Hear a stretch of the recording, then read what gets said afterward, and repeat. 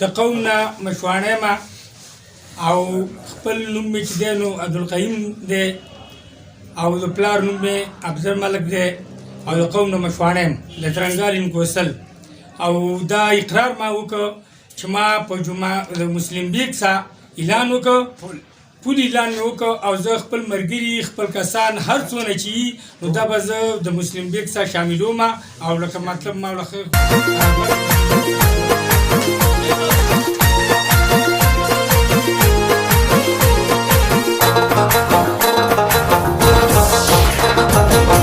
दुआएं देता है वतन का हर गरीब, दुआएं देता है वतन का हर गरीब। हमारे सबके दिलों की धड़कन नवाज शरीफ, हमारे सबके दिलों की धड़कन नवाज शरीफ। तमाम सूबों को लाया है वो करीब, तमाम सूबों को लाया है वो करीब। हमारे सबके दिलों की धड़कन नवाज शरीफ, हमारे सबके दिलों की धड़कन नवाज शरीफ।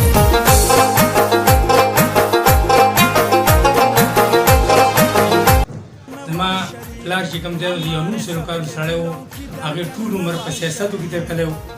هغه بل کار نه کړی په غیر د سیاستو نه ټول جندل قوم یې پیژني ارځي هغه په سیاستو کې وخت تېر کړی بیا سیاست وخت هغه نه تېر کړی هغه په نیشنل پارټۍ کې و باچا خان عبدالغفار خان ولی خان دغه زوی و هغې سې چې څه وخت ټول په پښتونوال اړولی و هغې په دې اواز باندې ښه ټیم پاس کړی و چې هغه پښتون و هغه به د پښتون غږ کاوه زما پلار دغه د غږ باندې د پښتنو په غږ باندې دغه ملګرتیا کې شامل و بیا کله هغه داسې حد ته ورسېده چې بیا هغه سپین ږیری شو بیا په هغې په مقام باندې زه هغه کار ته ویستم په هغه مقام باندې ما بیا هغې ته وویل چې د جماعت اسلامي زموږ اعلان کوو په هغه اعلان باندې هغه ما ته وویل چې مه کوه اعلان او لږ ګټه چې په ځای دا درنۍ اعلان مه کوه خو لکه مطلب دا دی چې ما ورته وویل چې دا لیمان دی او مشران دي شارباني مولوي صاحب پکې زموږ مشر دی سپین روبی دی سراج صاحب دی دې اعلان کوو هغې زما بیا اعلان وکړ په هغه وخت کې چې نور تاریخ رانه هېر دی خو چې هغه کوم وخت کې چې د جماعت اسلامي بیکاټ و ووټ یې ونه کړ نو هغه وخت کې موږ اعلان وکړ او په میارو باندې غټه جلسه وه په هغه غټه جلسه کې موږ اعلان وکړ د هغې نه وروسته ما د جماعت اسلامي ډېر زیات خدمت وکړ ډېره منډه مې ولګوله خپلې روپۍ مې خرچه کړلې خپل هر څه مې وکړل خو لکه مونږ پلار د پښتانه په دغه باندې غږ باندې ډېرې ولی خان لا په نیشنل پارټۍ کې خرچه کړې وه نو ما هم وویل چې زما پلار چې هلته کړې زه هم په دې پښتونواله باندې زما چې زموږ مشران دي په هغه پښتونواله خو ځم ما په هغه پښتونواله باندې هغو څه وخت تېر کړ بیا مولوي صاحب د هغو نه خفه شو هغه لاړ دغه ته مسلم بیګ ته لاړو دغه ته هغه چې کله لاړ عذاب ته لاړو چې مسلم بیګ ته غوښتلی و هغې نه بیا بېرته راغی هغه بیا عذاب ته لاړو نو چې عذاب ته هغه کله لاړو نو هغه عذاب ته پسې موږ خپل ملګري غونډ لاړو هغې ته موږ د خپلې وسې مطابقو ملګرو ټول ورکړو او کومه منډه وه هم موږ ټولو ملګرو وواله بیا د هغې نه په غزاد کې چې موږ د څه وخته پورې وو نو بیا زموږ هم هغه ازاد ټوټ موږ د چا څه خبره نه کوله مولوي صاحب زموږ مشر و هغې بیا موږ کمیټۍ والا ته خپل ملګرو ته وویل چې تاسو لاړ شئ او ما د مقام صاحب څه خبره کړې ده هغې سره تاسو خبرې وکړئ چې هر څونه خبرې تاسو وکړلې اول ته ستاسو خبرې خوښې شولې نو بس بیا به راځئ بیا به زموږ خبرې موږ چې کله وغوښتو چکدرې ته لاړو په چکدره کې هوټل دی په هغه هوټل کې موږ خپلې خبرې وکړې په هغه خبرو کې چې کوم دی نو موږ د امیر مقام صاحب خبرو کې موږ بالکل دغه شو برابر شو د خبرو سره او بیا موږ هغې ته وویل چې موږ ستا سره بالکل اعلان وکړو موږ مضبوطي وو مولوي صاحب موږ ته کلي اختیار راکړی دی موږ هغه کلي اختیار باندې چې کوم دی د هغه ځینې رالو مولوي صاحب خواله مولوي صاحب بیا جماعت اسلامي والا مشران چې کوم دي هغو کې جرګې وکړې کته پورته یې وکړه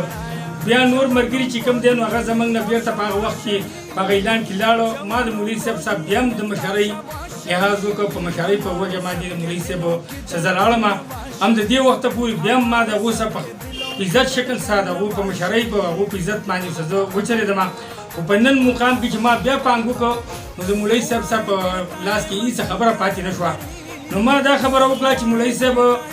کله چې د مولوي صاحب زما وپېژانده چې جماعت اسلامي کې د ده څه اکثریت پاتې نه شولو نو ما ته خو مخکې نه دا پته وه او زه چې راغلی وم نو خاص د ډاکټر محمد مولوي صاحب چې دی هغې په ما پسې ډېر غټ زور لګولی نو زه جماعت اسلامي ته په هغه زور سره راغلی وم خو بیا د شارباني ملا چې و موجود و بیا ما ورته دا صحیح ده د مولوي صاحب چې خپل ما اندازه معلومه کړه چې هغې ته ما وویل چې ستا کوم مقام دی په دې ځای کې نو د هغې په مقام زه پوه نه شوم چې پوه نه شوم نو بیا ما خپله هغه زاړه خبره چې کومه زما په چکدره کې د امیرمقام صاحب څه ویلې وه نو زما اما هغه خبره ده خو ما د مولوي صاحب څه ځي پورې زغلوله نو چې مې څه وزغلوله نو چې مولوي صاحب هغه خبره ځي ته ونه رسېده نو زه ترې واپس بېرته هغه خپلې خبرې رالمه زموږ به مخه خبره او هغه به پاټي او انشاءالله چې مخکې کوو بیا وروسته کوو بیا نه زموږ به وسې د خپلې وسې متعلق کار به کوو او انشاءالله دا پارټي به انشاءالله موږ د خپل ګوند نه او د خپل ضد نه به دا اوس موږ انشاءالله چې دا به موږ چلو او د الله په حکم باندې او د الله نه به غواړو چې موږ دا پارټي مخکې لاړه شي او وروسته لاړه شي انشاءالله دا کار به الله کوي